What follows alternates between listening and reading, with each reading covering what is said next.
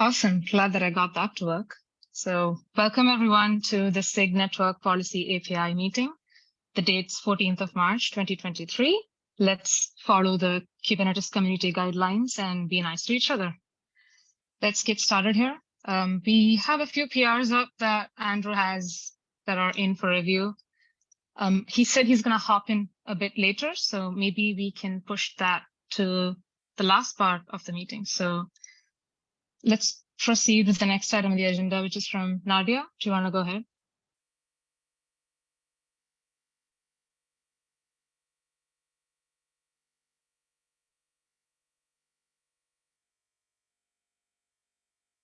I can't hear anyone.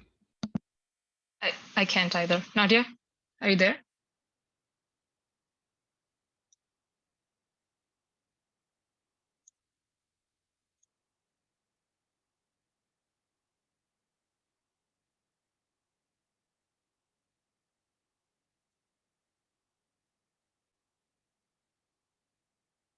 Yeah, it seems she's having some mic problems. Do we have another agenda item while she's, oh wait, she's figuring, I think she's getting it.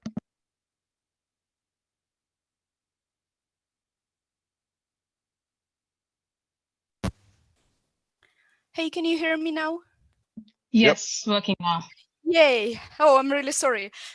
Yeah, I was talking to you no the whole time. So I reviewed the API a bit and had some questions that I hope maybe you can easily answer. And I pasted them here. It's quite a lot, and we definitely don't need to review all of them today, but just, you know, in case we can quickly resolve them. So yeah, if you yes, that sounds good. Yeah, just stop me if I take too much time at any point. So yeah, okay. The first question I have here is around the admin network policy subject point, right? So it allows you to set namespaces with the label selector or pods with this special struct that we have. And I have a question. I think when we just use the namespace pod subject, it allows you to set namespace and pod selector. And if I got that right, empty pod selector means all pods. So is that correct that if we just set the namespace selector in this namespace pod subject thing, and we set the pod selector to empty, that basically equals setting these namespaces field with the same label selector? So I'll try to see if I understood that question correctly, Nadia. So in the subject, we have two ways of expressing it, right? Like the one difference that I really find with the AMP API is we have tried to be very explicit, and you can see the comment from Andrew that is linked on the doc as well. The point here to have namespaces and pods as two different things is to allow the users ease of expression. So as a subject, you need to either think of a set of namespaces or you have to think of a set of pods, right? So in this case, you can express pods to be a namespace selector followed by, you know, the pod selector in that case, right? Like you said. So it is intended to behave that way, and an empty pod selector indeed means select all, because that's the norm everywhere throughout all the APIs that I've seen so far.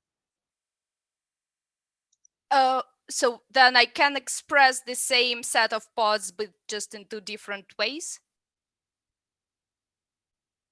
Yes, exactly. So you shouldn't think of it as the same set of pods. You should think of it as namespaces or pods, right? Like, I know that namespaces in the ends are resolving to pods, but from an API perspective, it's either a group of namespaces and it involves all the pods in that namespace at the end of the day, or it's another different way of expressing just pods within namespace selectors. And at the time, I think, Nadia, sorry I'm late, everyone. Thanks, Surya, for getting everything going. Really appreciate it. You could have definitely just had pods and the namespace pod subject, right, Nadia? But we wanted to make it really easy to select all pods in a namespace. So we didn't want a user to have to specify like a namespace with an empty pod selector to select all pods in that namespace. We wanted them to be able to simply use a label selector to select a namespace. So I'd say that was kind of a design decision in terms of the overlap and functionality there. Okay, makes sense. But it's good questions, so keep them coming. I love it. Yeah, I just think I read like some guidelines about API design from Kubernetes right at some point, and it said like if you can express the same thing in two different ways, maybe that is not really good. So that's why I basically had this question and tried to figure out if I understand the fields right. But yeah, I looks like that is intended. Okay, so another question I had here is it's just hypothetical, but there is a possibility to use a list of subjects to kind of optimize the network policy at some point, right? Say if you have the same ingress rule for multiple sets of pods, so you can create n admin network policy objects with the same ingress and egress rules, let's say, but different subjects, right? And then you kind of can unify that into one network policy, admin network policy. So I just wanted to ask if you like consider that option, or maybe that's stupid for some reason.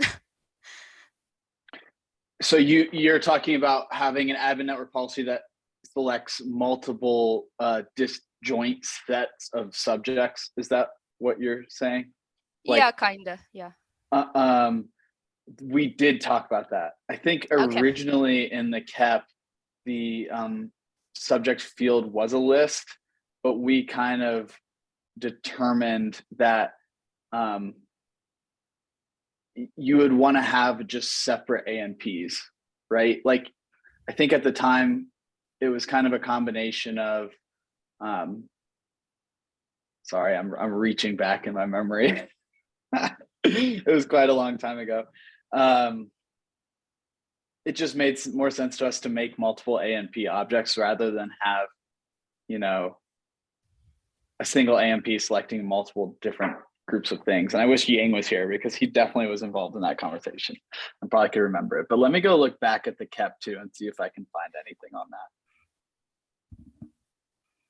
And one thing that I want to add from a user perspective as I've been testing ANP is, I don't know if a list of subjects might make a lot of sense, in the sense that it might confuse the user that within the same ANP, for the same set of ingress rules, you're having multiple subjects. But in the current implementation, there is a way to say multiple subjects, right? Because it's a namespace selector, so you can have multiple namespaces match across it if you define a smart enough selector. So you can still express sets of pods as a subject across the whole cluster. So I don't know if having a list of subjects will actually scale well also, but Rahul, I saw your hand go up. Sorry, do you want to add something? Yeah, no worries. I was gonna pretty much second that point, which is I think the API becomes a substantially harder to reason about once you have a bunch of repeated lists and you're looking at the cross product across all of them. And I don't know that it's more efficient in the data plane. Like once you get down to actually enforcing these rules, I think the specifics of the implementation would matter more than just having a repeated subject. That's my feeling on why list of subjects would be problematic. Yeah, that's a great point. Yeah. Yeah, that all makes sense. And I can try to find some discussions Andrew mentioned. And I think the question I asked about what the nilAN set means was actually about this namespace pod subject thing, which allows you namespace selector and pod selector. And I think it's not allowed to be empty ever, right? It's always need to be empty, not nil. Not like exactly. What object? Sorry, go ahead.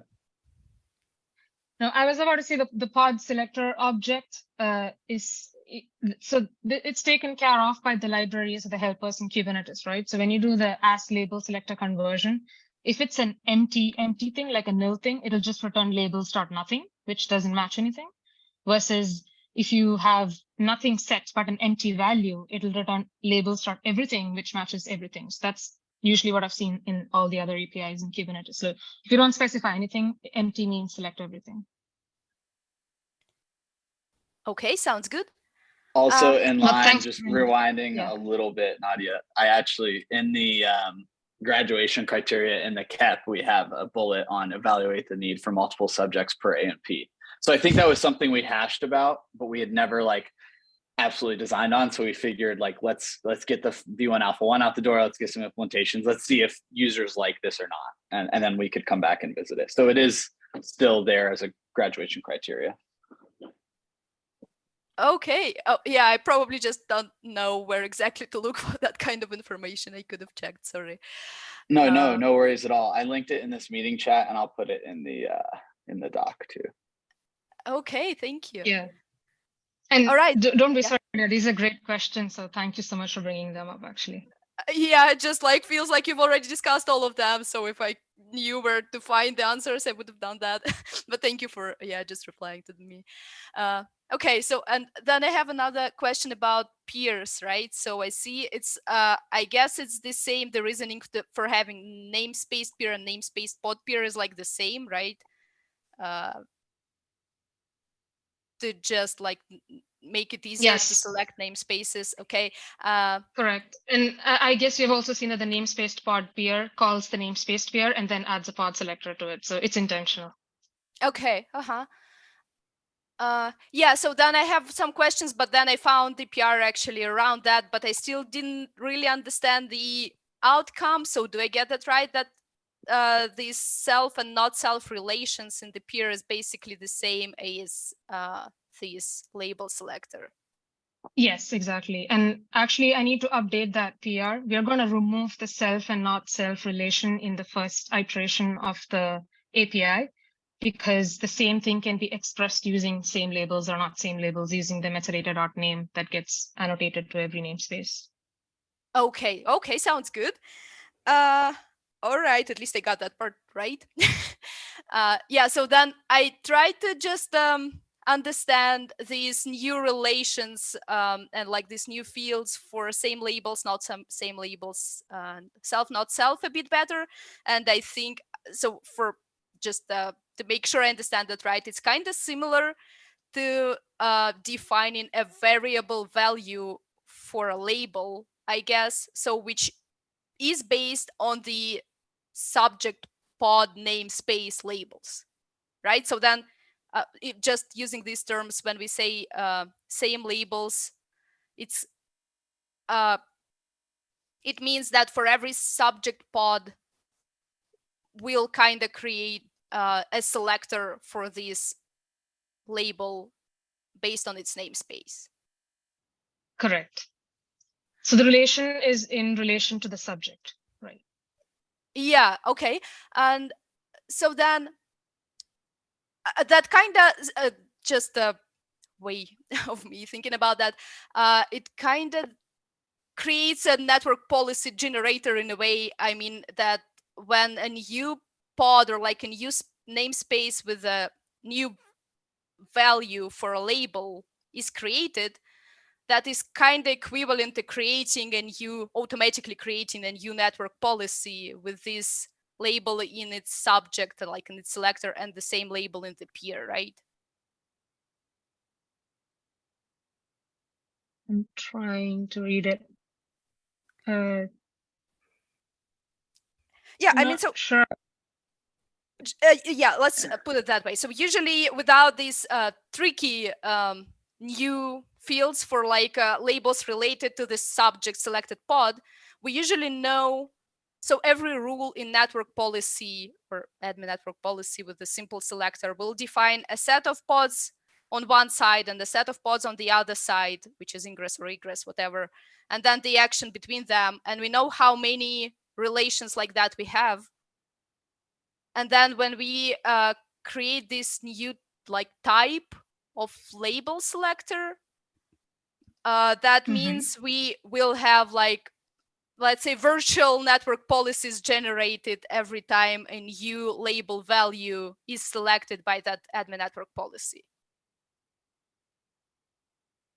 I don't quite understand how the problem is any different from the standard problem today, right? Like if you, right, if your peer is defined by a label and you create a new set of pods that have that label, like you're ending up you could flood a system, right? Because you could create 1 million pods in a Damien set that has that label, right? And this all distills down to labels still. Like even with these fancy selectors, we end up distilling down to labels. So I don't know if I'm misunderstanding the problem. I do see what you're saying, but I think the same thing exists already today. Yeah, I mean, it's maybe not even about any specific problem for now, but about like the new way how it actually works, because still now, you have one selector that is predefined, so it is static, and now we kind of creating new dynamic selectors, which will create new sets of pods that are selected by it. What do you mean by dynamic selector? That is based on the existing values for a label that we marked here, right? So when we say, when I create a simple selector, I say label 1 equals A, and that I know that is the selector that will be. When I just say like same labels, label 1, it means the number of actual selectors I will have depends on how many different values there are in the system for this label, right? So when you create a namespace with label 1 equals A, then label 1 equals B, then label 1 equals C, you basically create new peer selectors for every value of this label, right? No, so it has to be the same value at the end. So it depends on the use cases, right? Like people will either do a label 1 equal to A, so they'll get that as the same label they want. So we're also comparing on the value of the same label, right? So it's the key and the value combination. Yeah. And if they want to say A and B and C in the values, right, that's a huge list of pods, but it can be expressed in the same way using a namespace selector or a pod selector that matches multiple deployments with label 1 equal to A, B, C, right? So I guess, yeah, maybe it's also that I'm not understanding the thing, but for me, so I can just try to summarize what same labels and not same labels mean to me, right? It's just a different way of expressing the namespace selector, but in a more powerful manner, right? And to your comment of overloading the cluster might be used for an attack, I'm not sure I follow the point there, but maybe Andrew can. No, that makes sense that it's kind of the same can be done with just label selectors today applied to pods. Probably that's fine. Was mostly, again, the emphasis at this point is not on the potential problems, but at how that actually works. And I'm probably not explaining that well enough. No, I think I see where you're coming from. So like in this case, if we had a namespace with the label 1, with a label 1 key, right? So the namespace has a label 1 equals fake, label 1 equals A, whatever.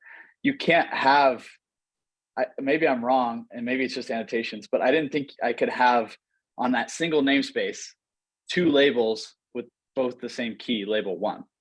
Yeah, Can you have? You cannot, right? Yeah. So not with the same key. That's where I think we were confused. Like, Nadia, the way this is supposed to work is like when we have a namespace with the label 1 equals A, and we say we want to select all namespaces with the same labels, label 1. That means that those other namespaces need to have label 1 equals A as well. They can't just have label 1 with an arbitrary value. The key value still has to match at the end of the day. Yeah, exactly. Again, I think I'm just not explaining that right. Maybe I can try to do some pictures or something around that. Cool. Yeah, that'd be good, because we need more pictures and we can add it to the website, because if you're confused, the users are going to be confused. So like, and it's a very subtle thing that I think we all had a hard time putting down into words. Yes. Yeah, and well, I think I kind of actually understand what that means. So hopefully users will too. I was just trying to rephrase that and see if that's right, and if we really create like a new kind of label selector, I would say. But yeah, let me just try to put that in some more easy to understand way, and then we can keep that discussion.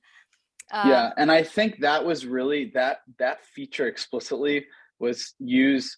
It made building tenets a lot easier. Like it was a lot easier to express like these group of namespaces all have the same value for the label tenant, so they're one tenant. Like that was where the design came from, like the tenant user space user story. Yeah, I've seen that. Yeah, that makes sense. Okay, so another question I wanted to ask. Same labels, right? That not same labels basically says select everything else, right? So it means that it will generate, let's say, for every possible value, a lot of sets of pods that basically all pods in the cluster with some exclusion. No, so it's not everything else. It's again, same key value, but a different, the key is the same, but the value is different. So we would differ on the value match. So let's say I have tenant A with label 1 equal to A and tenant B namespace with label 1 equal to B. And if I want to express tenant A to be not same as label 1, then it would go and check which namespaces have the same key. But then, so it's useful for administrators, right? Or yeah. Or like, does that make sense? So it won't be everything else. It's like everything that doesn't have the same value as me. Yeah, exactly. So I'm saying, let's say we have 10 namespaces. Every namespace has its own value for this tenant label, right? There is only one namespace with that label exactly. So then not same labels will generate 10 different sets of namespaces, and every one of them will be all namespaces except one. Does that make sense?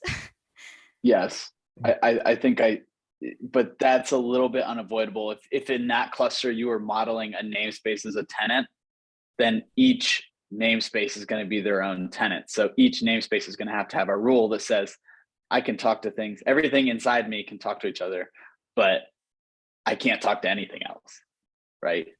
Yeah, exactly. So I wouldn't, in my brain, I wouldn't model it as a allow all except. It would be an explicit, like, I know what I can talk to here, and I know I can't talk to anything else, period, sort of thing.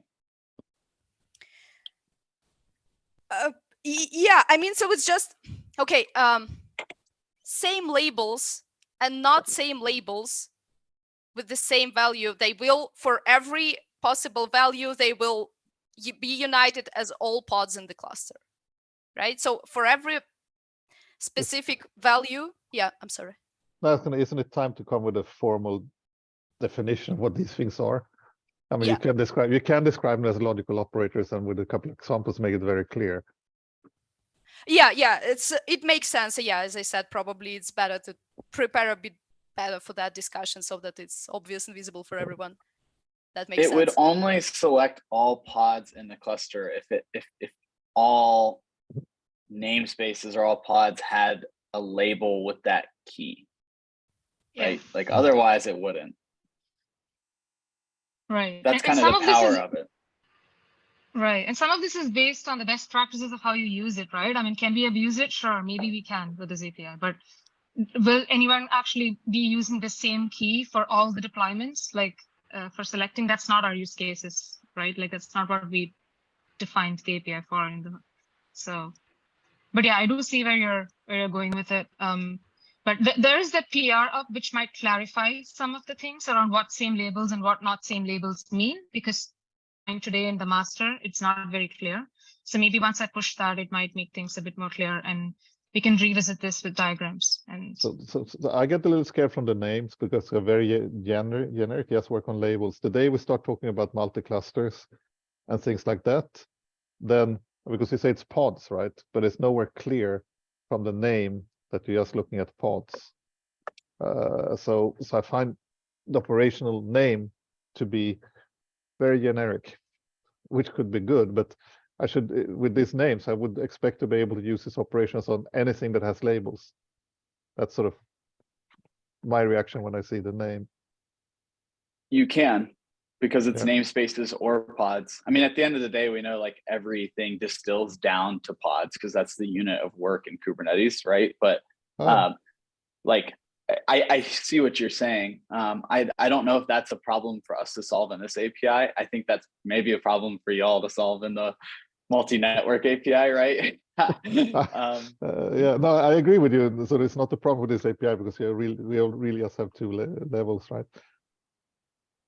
But I think you're right. Like documentation and examples with this stuff is really important, and that's why like I haven't had a chance to do it, but I am more than happy to like take recommendations on the website we have for this working group. Like, let's make it better. If there's anything we can do to make it better, I'm happy to hear it. So thanks, Nadia, for bringing all this up. This is really good. Yeah. Another point I wanted to bring up, this is in relation to what Nadia, you were mentioning about whether it would be better to replace the not same with, you know, a allow and then a subsequent deny. I think this speaks to what we had discussed about better developer tooling. Like there's, depending on the shape of your cluster, a particular ANP setup may or may not be an efficient way of describing what you've done. And so this is probably a case for good tooling to come and tell you, hey, whatever you've done right now is blowing up the data plane rules. You know, we've had to program, you know, millions of denies when, and maybe you don't want that. So that's probably a good place to improve developer tooling. Yeah, That's a really good point.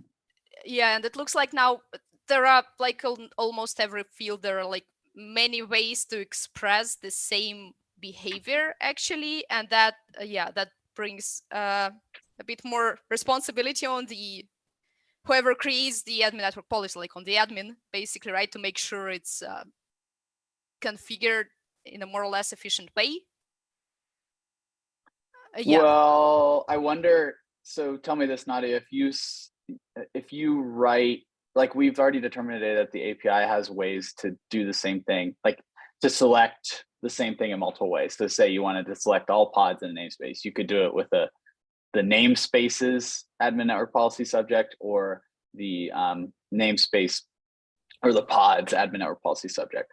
But that same selection in the API should distill to the same set of rules in the implementation, right? Even if you did it a little differently in your user input. Yeah, it should be true. I mean, so at least the example that you gave, it was with multiple ANPs. So I think the examples I think is if I say allow to same and then the second rule says deny, versus if I say deny to not same, like suddenly the scale of the rules is different.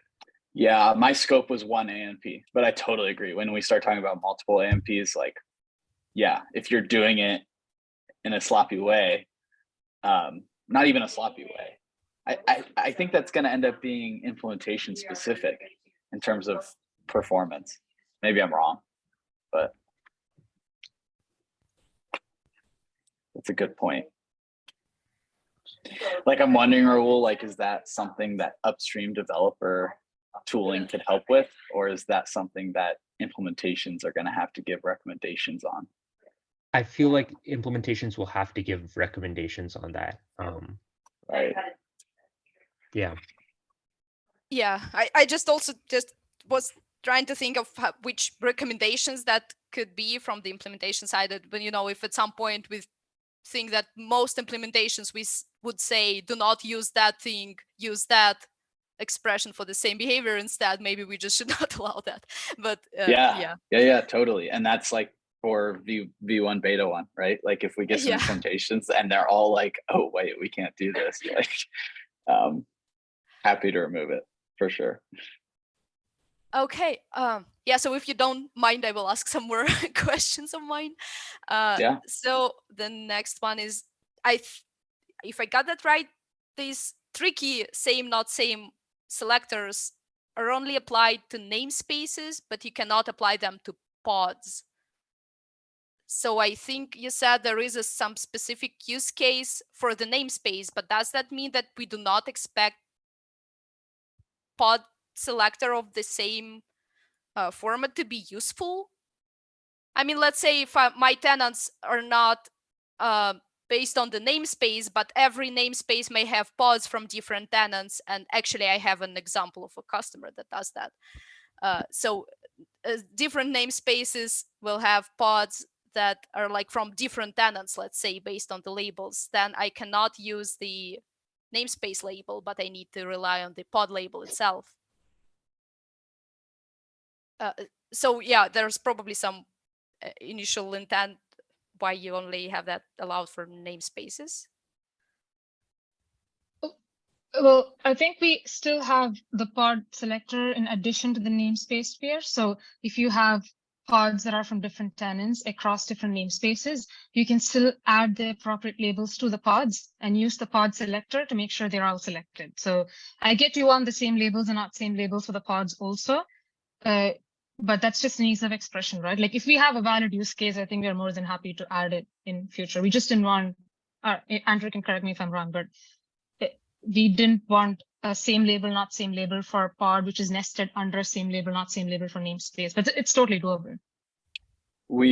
I think she hit the nail on the head, Nadia. Like in our use cases, I don't know if we ever had one brought up around selecting, building tenants across namespaces with sets of pods. Like logically, we just never designed for that. So if it's a use case and you're seeing customers do it, like it can definitely be valid for the future and something we can think about. Okay, well, makes sense. Thank you. All right, I have answers to a lot of questions. Nice. Yeah, and so one thing I do want to carry on from all this conversation is, Shane is here, maybe he can help us. How do you all in the Gateway API track things that you like discover in V1 Alpha 1 and want to get into your next version? Like, I know you have GEPs. Is that like what you do for every little change to the API? Do people Not open every GEPs? little change. We Okay. also we use GitHub milestones and GitHub projects. So Okay. everything, so like right now, everything that's going to make it into our V1 release is on a project board called the Road to GA. Okay. Cool. Inside of that, there are several milestones, and everything that comes in goes through a triage process, which currently is actually on the board, but we're going to switch to using upstream triage, like Kubernetes triage. Okay, cool. So That all I way, was trying nothing to gets missed for the next, Yeah. whatever it needs to be. All I was trying to say, Nadia, is like these are all great topics, and the ones that we're saying like, oh, we need to figure out in the next release, like we need to have some way to track like the set of issues we want to reanalyze before cutting a V1 Alpha 2 or a V1 Beta 1. So we just need to make sure we do that. And I'll take a stab at like setting up our project infrastructure to do something like that. Thanks, Shane. Yeah, sure, no problem. Okay, so I've hijacked like more than half of this meeting. Do you want me to continue, or maybe Take there the are rest. some other things? Nadia, No, I there's don't think we nothing have else. much on the agenda, just Yeah. the PRs, right? So you can carry on. I think pass action is the only thing remaining, if I'm not wrong. So let's move on. Like, let's continue Keep on with it. trucking. Okay. Yes. Yeah, so what I wanted to say here about the pass action, and I think maybe I can try to help with that. We can improve the documentation and some use cases with using more than one object, as we've just discussed now, or at least a bit more rules in the same object, because with the example we have now, right, there is a pass action on something, and the whole example says, apply this network policy that has pass action, and it will work like that. But actually, if there are no other network policies, you can just apply nothing, and it will be equivalent to applying a pass action, right? So what I'm saying is pass doesn't really make sense without some other following rules that will be applied to everything else that is not passed. I mean, I see what you're saying. Really, I think I'd rephrase it as pass doesn't have an effect unless there's rules to fall to, right? Like yeah, it does in the context of the admin network policy, but it doesn't in the context of the actual traffic flow. And when we designed it, we wanted it to explicitly be that. So we wanted the admin in the context of that single admin network policy to be able to express, I want to pass intent on this traffic flow to the developers with network policy. I don't care what they do. I don't care if they do anything. Like, I just want to explicitly give the developers the power to control what's going on. We don't care what happens after that. That's I the mean, yeah, but backstory you, there. so if I got it right, all admin network policies are kind of supposed to be created by the same person, so to say, or like the same general entity, right? So if you Yes. want to say, I explicitly don't want to do anything with this namespace, well, don't select that with any of admin network policies that you're creating, right? But it's subtle. It's not explicitly, I don't want to do anything with this namespace. It's explicitly, I want to give the power exactly. to the developers in that namespace. You might, the namespace probably doesn't exist when the admin rule is written. Because the user creates the namespaces later.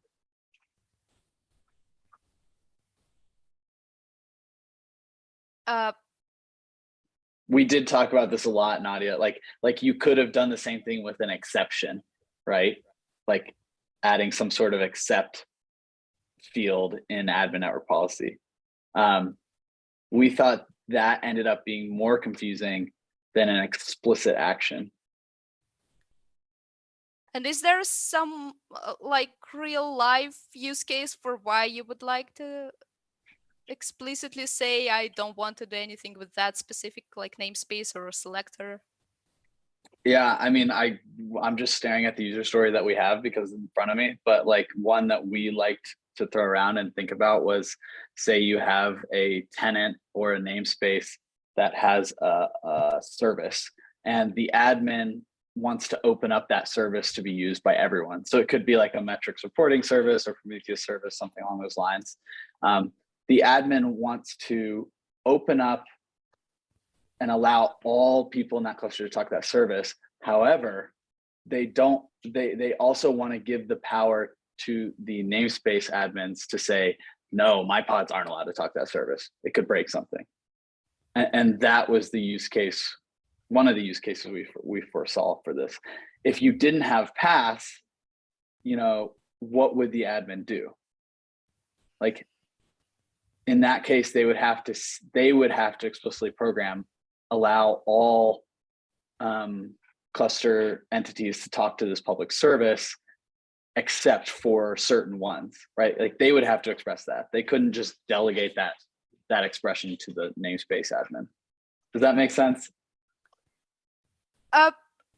Yeah, I don't really understand why admin would care about that specific service in that example that may not even exist at the point when they create admin network policies, right? And so that's one thing you can think of it is, so an admin would care about it because a lot of the customers, they offer this as a service, right?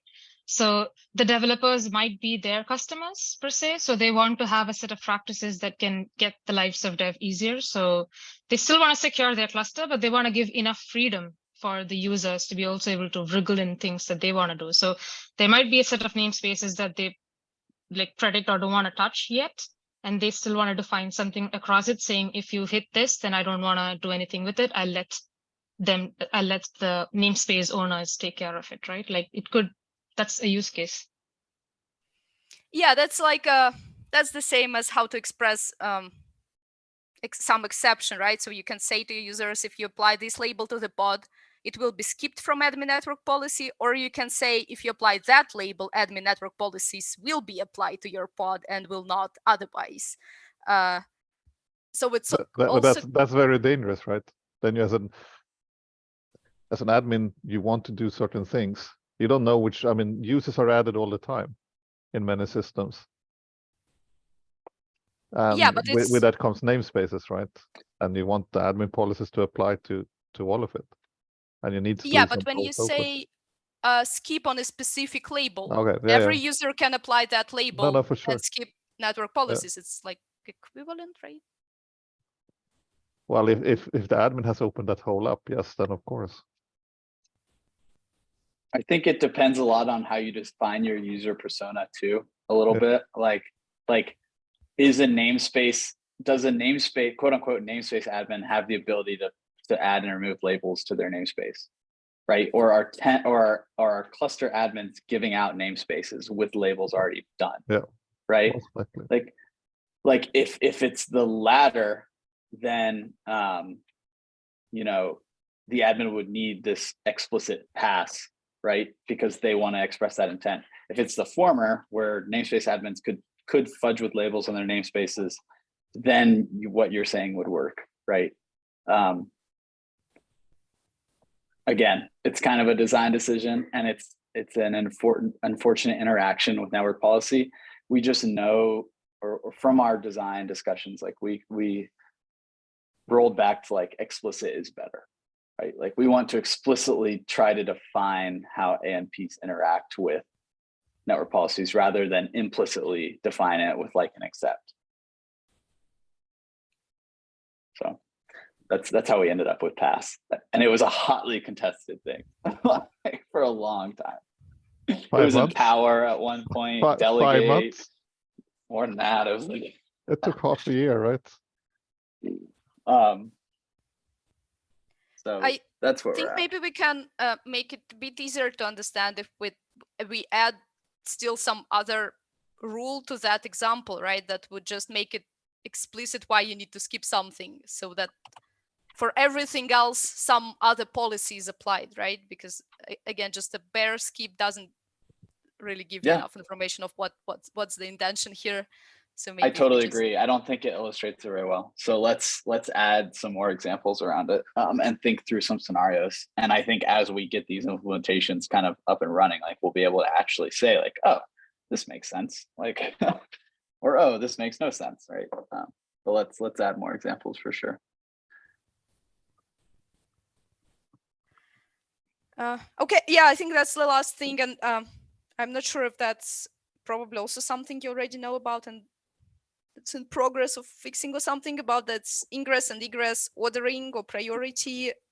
I think that's it's in progress. It's a fix that there is. Okay. already doing. Yeah, Yes, just also I probably couldn't find that or something. yeah, sorry about that. Yeah, I should have probably opened an issue to track it, but I had opened an issue to track it, but then when we worded it, it came out wrong. So I'm fixing it back up. But Okay, thanks sounds for good. bringing Thank that up. you. Yeah, thanks for catching that. That was total. Like I reviewed that PR and I was like, my eyes just crossed. It's definitely wrong.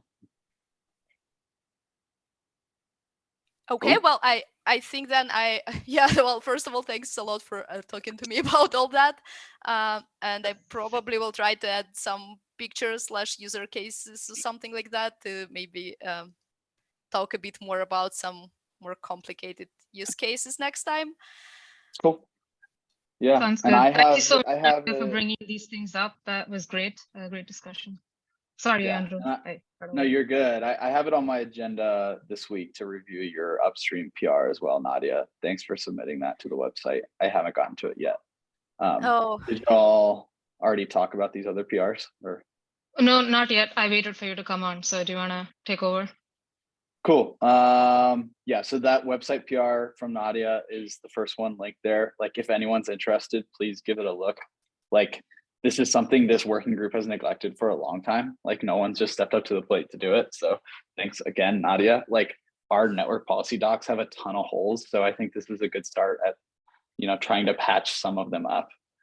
And really like we should own this. Like we should own those docs. Like they should be this group and like we should be proud of them. And I haven't felt proud of them until, so yeah, huge shout out. I highly encourage folks who are watching this recording to go give it a review and see if we can add even more. So really important. The next one was from Surya. It looks like you still have some things to do here. Yeah, okay. Yeah, I'll just update the PR a bit more and make it a bit more clear on what they mean. And I'll push a new update and we can come back to it. Cool. And the last one was from me, and it was coming out of a conversation we had yesterday, Surya. Our generated clients were kind of messed up. They were namespace, so I added the tag that we needed to make them non-namespaced because obviously BANPs and AMPs are non-namespaced. I then realized that the generated stuff was not getting updated, and that was simply because the code as it lived was kind of forced to where it lived on disk was forced to be like a specific directory.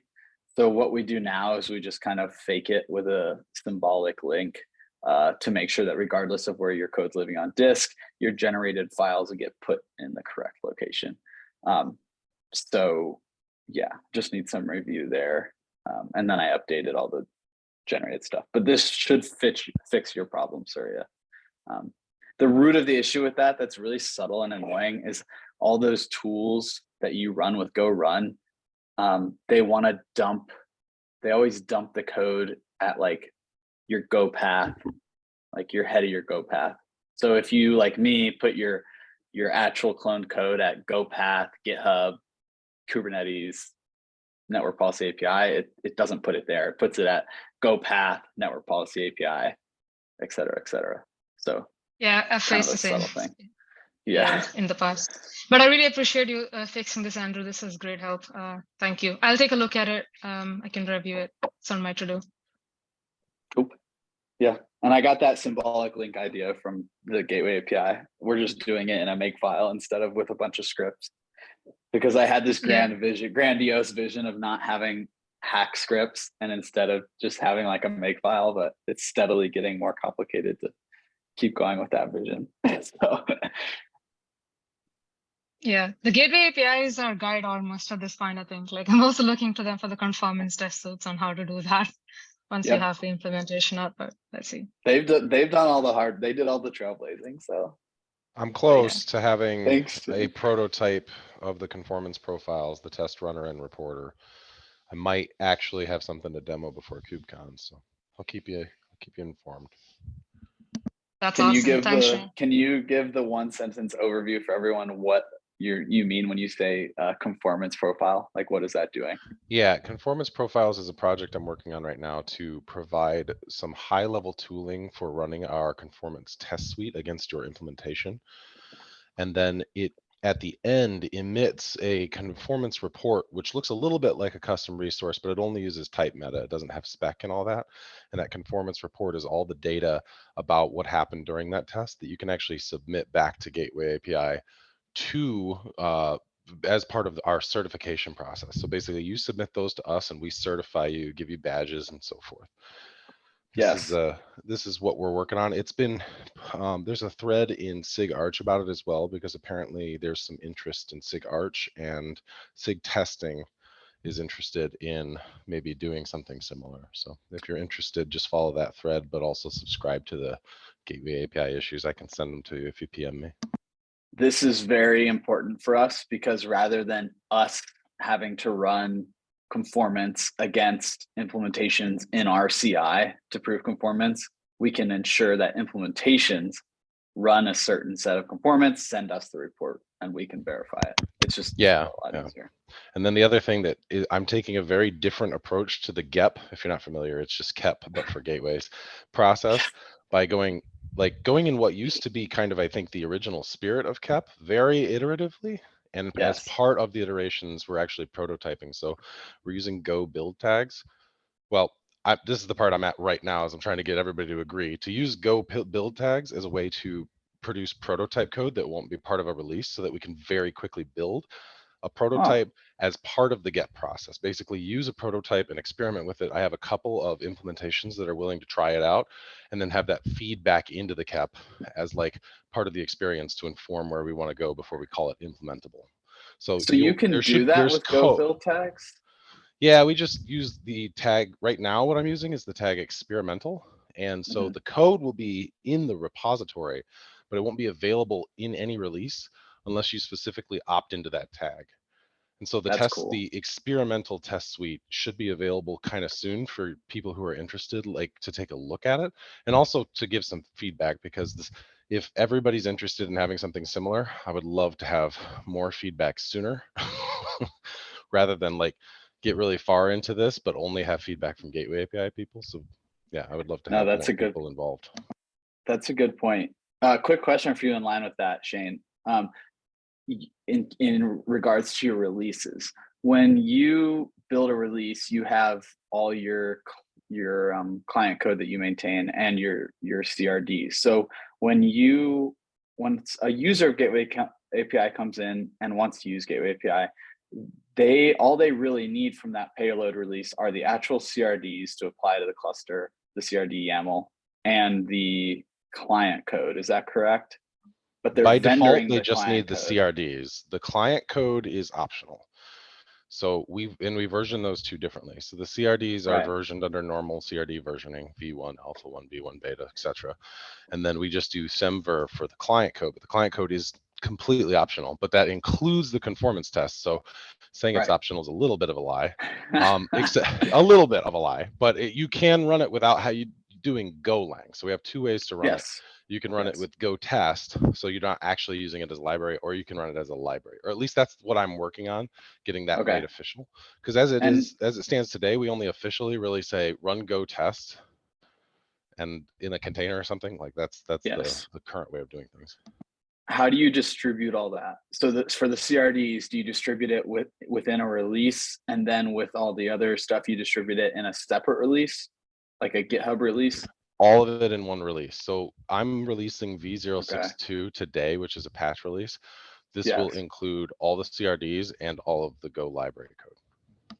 But the CRDs will be versioned V1 alpha or Yeah, V2 actually, beta. they will be the same pretty much, because Yes. nothing's changed. Nothing Nothing's changed in the changed. CRDs for this patch release. Okay. That makes sense. So sorry, you and I were talking about this the other day. Like this is stuff we're gonna be doing here very, very shortly. Yeah. We definitely don't want implementations all of them to do their own thing, right? Like, I mean, I started off, for example, generating the YAMLs and installing that for the OVNK implementation. And then Andrew pointed out that, hey, wait, Gateway API does it differently. You just need the released version of it. So we cut a release and then you can just install that on a cluster. And that seems like a more centralized approach and much more feasible. We don't want people generating CRDs from our types. Like we want them to use the CRDs we've generated, right? Or else people could end up with slightly different versions downstream. We don't want that. But the distribution question is kind of tricky. So we need to end up just distributing those via releases rather than just like sitting at main. That's our to do. Yeah. And what about the graduation? Sorry, go ahead. No, you go ahead. I just wanted to ask, what about the graduation criteria from V1 Alpha 1 to Beta 1, right? Is there yeah, we have specific criteria. Like you have to, there has to be conformance for whatever APIs. There has to be conformance tests to a certain degree. That degree is a little vague, but it's pretty well colloquially known. It basically has to cover every status, every bit of functionality, like the entire thing has to be covered by conformance tests. And then we have to have at least 2 implementations are running those conformance tests and passing them before we would consider something V1 Beta 1. And so that's the state of things. So right now, the only thing that's in beta is gateway class, gateway, and HTTP route, and those will be the things that will make it to GA. Those have good coverage. I'm working actually with Andrew quite a bit on TCP route and UDP route with our project Blixt, which is getting moved into Kubernetes SIG soon. And that is actually driving forward the layer 4 conformance tests. So once those are in, which is something that's on my agenda to do really soon, I'm going to try to push for at least UDP route and then TCP route as soon as we can to get pushed up to V1 Beta 1 after we get at least one other implementation to do the tests. But the conformance profiles project that I'm working on adds the forever missing thing of not having to go to Slack to query who's actually running. It actually has reports that will be sent back to the repository. So we will literally be able to see not only what people are actually using the resources, but what features they're using or what features they're disabling. We have the idea of support levels, which has been really helpful for us. Probably one of the best things we did, which is there's core support, which is every implementation can do these features. Extended, some or most of the implementations can do these features. And implementation specific, which is kind of, we know it exists, but we're not trying to really do conformance around it. We just we acknowledge that it's there, and those levels play into the conformance testing, because you can opt out of all of the extended features if you want to and still be considered a conformant implementation. Cool. Out of curiosity, what's the mechanism y'all are gonna use for sending reports back? Email?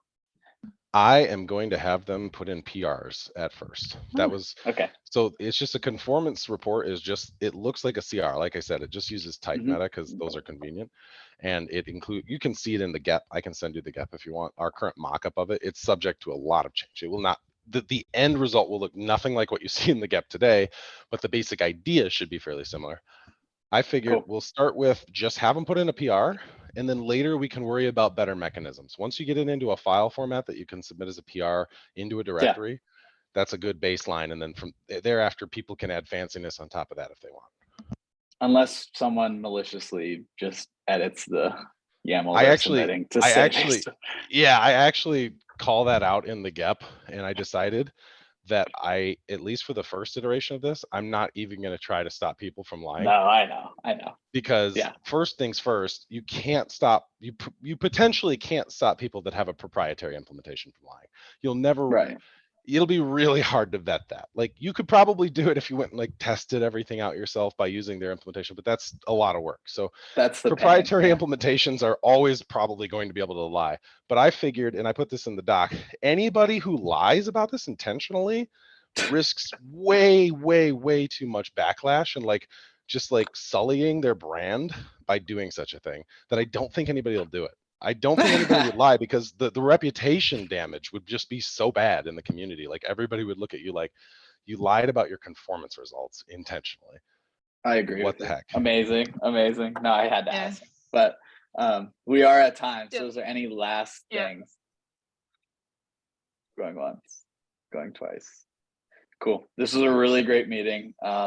Thanks for all y'all coming, and thanks for the really good conversation. We'll try to take some of this away and keep kind of chugging away on implementations.